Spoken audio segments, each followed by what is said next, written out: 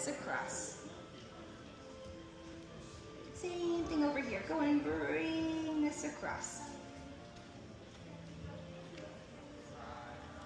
Now for Tigger, the next thing that I'm going to be adding in, especially if any of you have ever gone and made your own plush, you'll know when you need kind of a small thing, you'll kind of pinch that fabric, go and sew it so it has some folds on it. We could think of these like those folds, but for tigers, those are going to be called ear furnishings. That's hair in those ears, helps keep critters and other things like that kind of out of those ears. Nice little protection. Qué rico. Me encantó eso.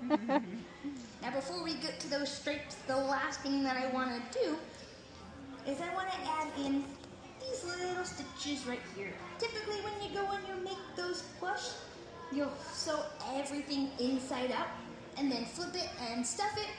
Well, we all know Tigger, he's very adventurous, and over all those adventures, maybe he bounced too high and he got a little tear, so Christopher Robin's dad or mom might go and kind of sew those patches up. So we'll go and give him. If you want to add in a few more, a few less, definitely feel free to. Even if you go to our gift shops and go see some of our plush, you'll know the same kind of thing, how those seams are made. It's actually cool because a lot of our different plushes that we have, especially our animal ones, are even made with recycled materials, which can be a really cool thing if you're ever interested in one of them.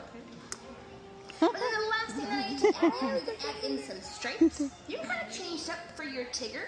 You can kind of make it your own. But typically for his stripes, they kind of have this little boomerang shape to them. So as we're going to bounce back up, it's a pretty good place to start. I'm going to pull this out. And then we can give it some thickness. I'm going to go and pull this down. I'll toss a few more in there, making it a little bit larger as I'm pulling this up and pulling this down.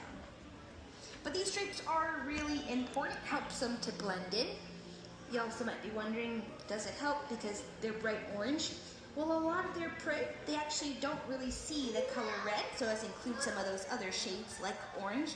I know some of you said you even have your dogs at home. Dogs are the same way. They're not going to really perceive that red color. So their prey, when they're seeing that tiger, they kind of look that orange. It's more of those shades of like yellow, greenish. They don't really look that kind of bright orange to them. Helps them to blend in even more. So I'll go and toss in a few more stripes. Now for tigers being in that jungle, we definitely want to make sure that those habitats are going to be hanging around for future generations of tigers. So a really cool thing you can do to go and help, even if you're going just to the grocery store, if you download the Palm Oil Scan app, that